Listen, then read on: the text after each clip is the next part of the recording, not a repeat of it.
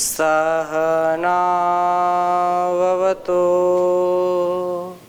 सहनौ भुनक्तु सह वीर्यं करवावहै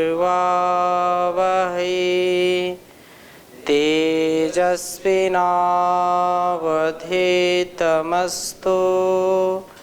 मा विद्विषावहै।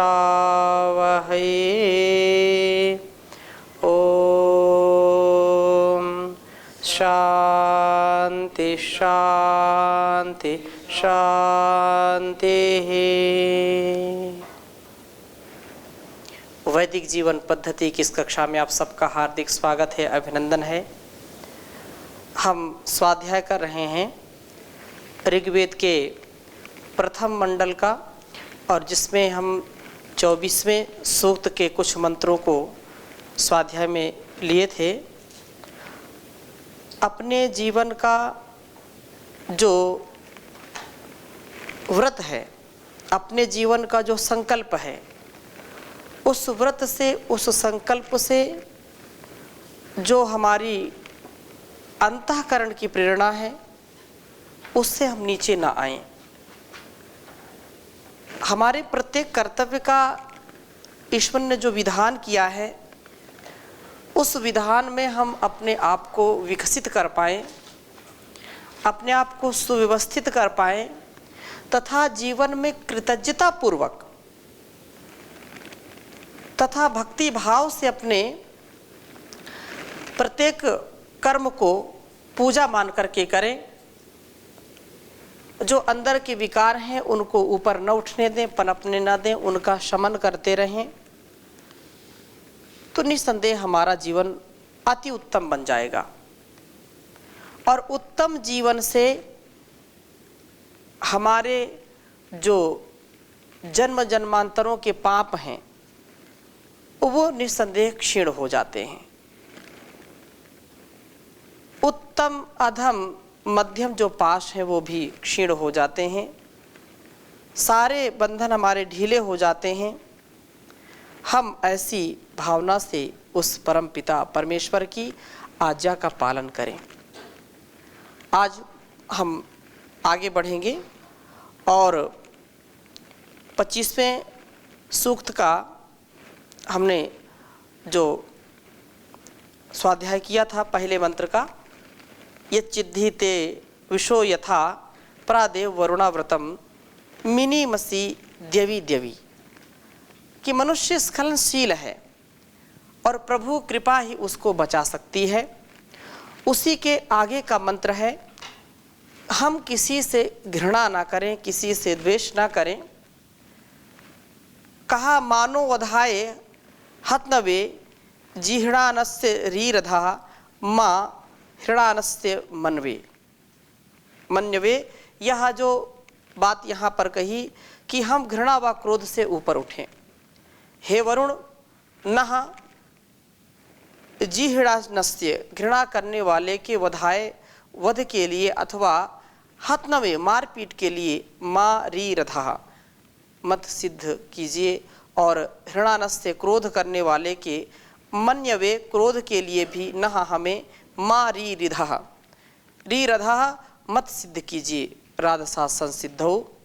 अर्थात घृणा करने वाले जो मनुष्य हैं, औरों के वध व घात पात में जो लगे रहते हैं, हम उनकी भांति अपने स्वभाव को ना बनाएं। हम किसी से ईर्ष्या द्वेष ना करें, किसी की हिंसा करने वाले ना बने, घृणा से परिपूर्ण हृदय वाले होकर और दूसरों के जो घात पात की जो प्रवृत्ति है दूसरों में, वो हमारे अंदर ना हो।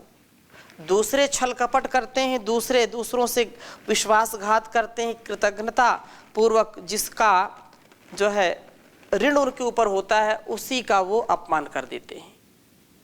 तो हमारी प्रवृत्ति ऐसी ना हो। हम इस समष्टि से सभी लोगों से परस्पर प्रेम और सौहार्द पूर्वक वर्तें। इससे हम ऊपर उठे। जो स्वार्थ की भावना है, जो ईर्ष्या द्वेष की भावना, एक दूसरे को काटने की जो भावना है, एक दूसरे की टांग खींचने की जो भावना है, उससे हम बचें। उससे हम अपने जीवन को नष्ट ना करें। हमारे अंदर का जो क्रोध का भाव है वो क्रोध का भाव ना आए, ऐसी यहाँ पर भावना दर्शाई गई है। और इसके बाद तीसरे मंत्र में भी प्रभु में मन को बांधना।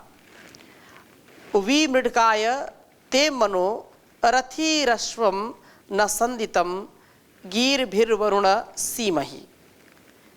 भक्त वरुण से कहता है कि हे, उसने मृडिकाय सुख के लिए, मृड सुखने आचार्य पाणिनि की धातु है, तो मन अपने मन को तेरे साथ संदितम बांधा है।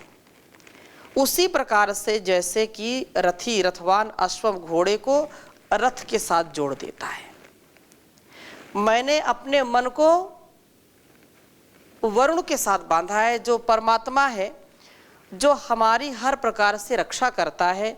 हम अपने मन को उसके चरणों में जब समर्पित कर देते हैं, उससे उसको बांध देते हैं। जैसे रथ को जो है हम जोड़ देते हैं घोड़े से, अथवा घोड़े को रथ से जोड़ देते हैं, एक ही बात है।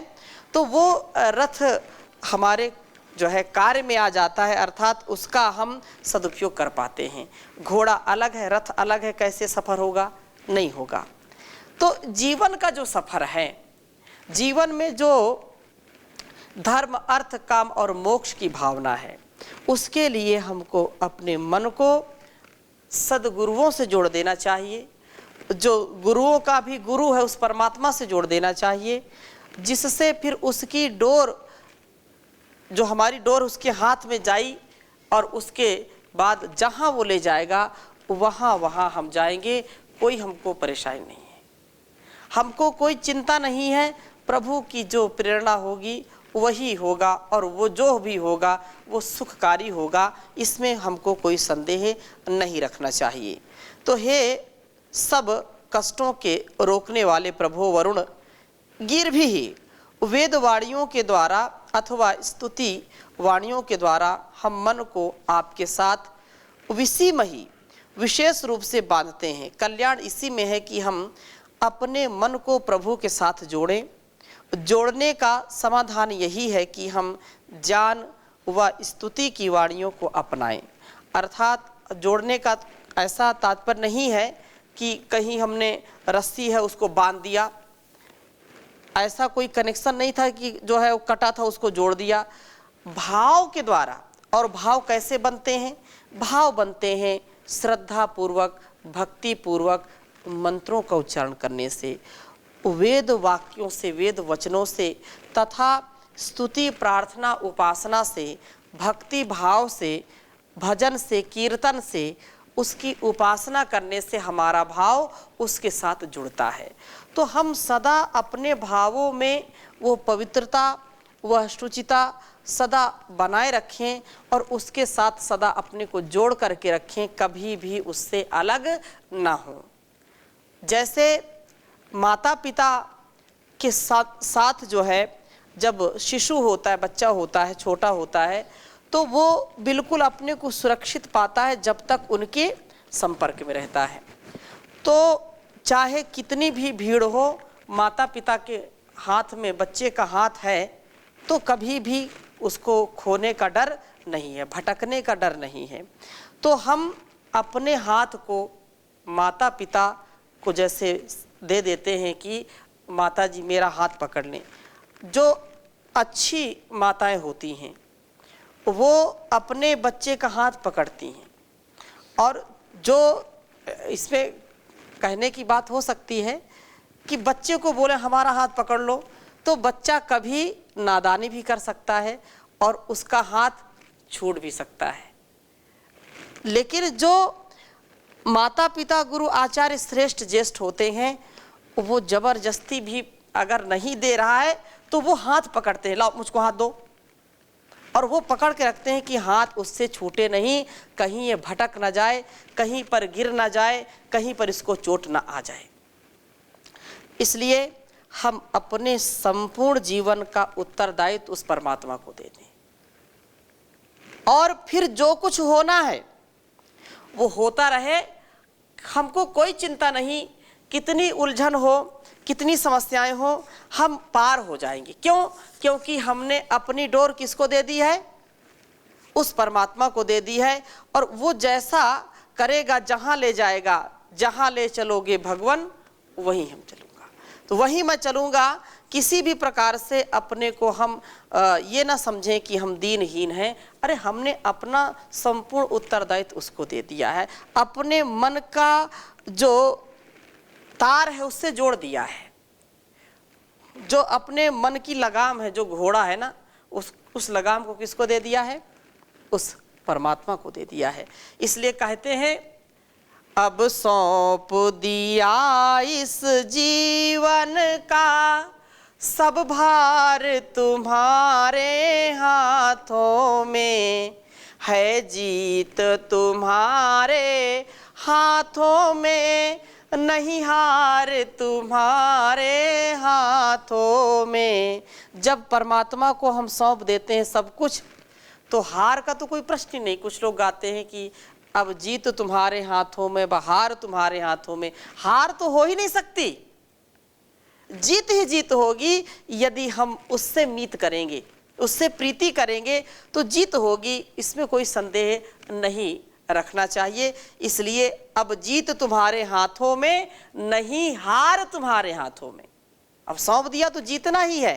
इसलिए कहा है मेरा निश्चय बस एक यही, एक बार तुम्हें मैं पा जाऊं, अर्पण कर दूं जगती भर का, अर्पण कर दूं जगती भर का, सब प्यार तुम्हारे हाथों में। अब सौंप दिया इस जीवन का सब भार तुम्हारे हाथों में। जो जग में रहूं तो ऐसे रहूं, जैसे जल में कमल का फूल रहे। जो जग में रहूं तो ऐसे रहूं, जैसे जल में कमल का फूल रहे। मेरे सब गुण दोष समर्पित हो भगवान तुम्हारे चरणों में। अब सौंप दिया इस जीवन का सब भार तुम्हारे चरणों में। यदि मानव का मुझे जन्म मिले, तो तेरे चरणों का पुजारी बनूं। इस पूजक की एक एक रग का हो तार तुम्हारे चरणों में।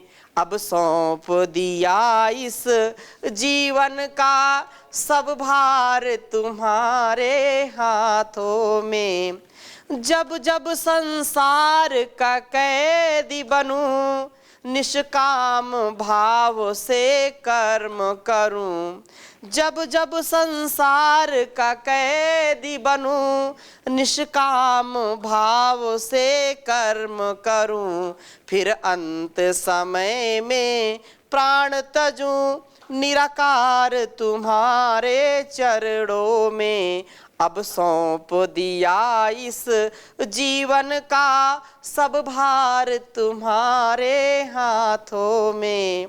मुझ में तुझ में बस भेद यही, मैं नर हूँ तुम नारायण हो। मुझ में तुझ में बस भेद यही, मैं नर हूँ तुम नारायण हो। मैं हूँ संसार के हाथों में, मैं हूँ संसार के हाथों में। संसार तुम्हारे हाथों में। अब सौंप दिया इस जीवन का सब भार तुम्हारे हाथों में।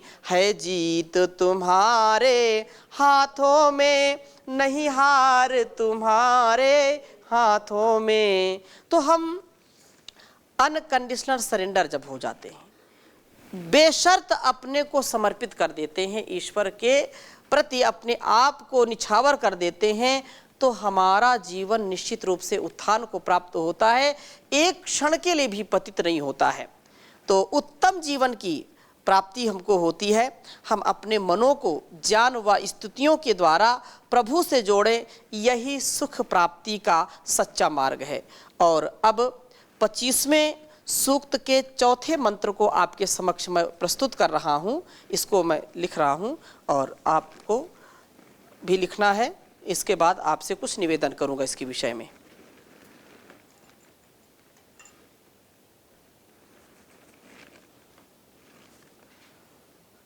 ओम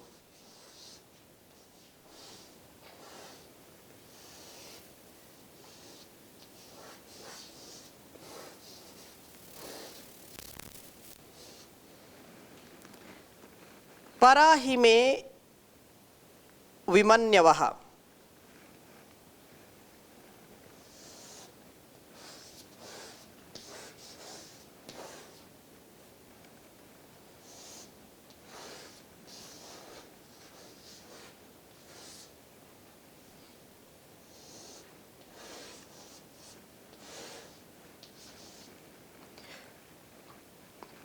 पराहि मे विमन्यवः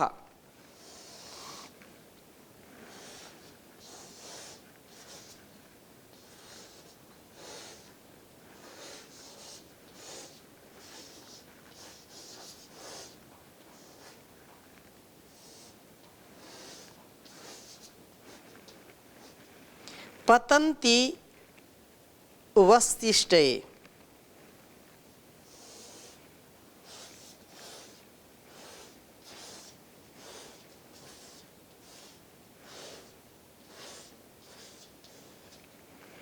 पतन्ति वस्तिष्ठये।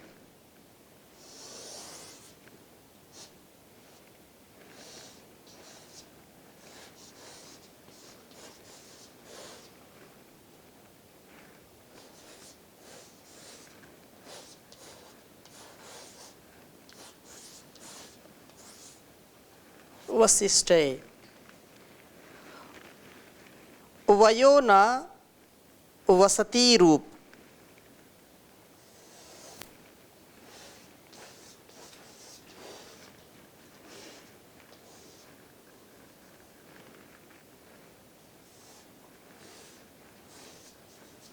वयो न वसति रूप।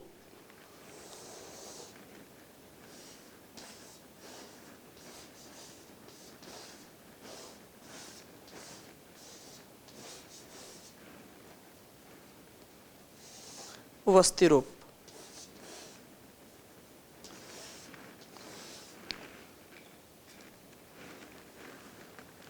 उच्चारण करेंगे। ओम पराहि मे विमन्यवः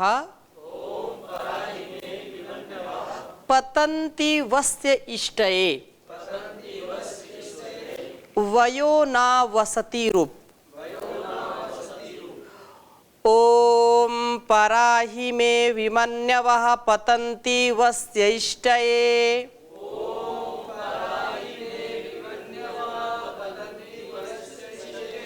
वयो न वसति रूप।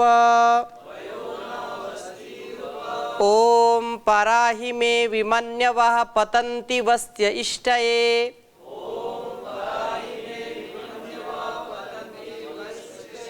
वयो न वसति रूप।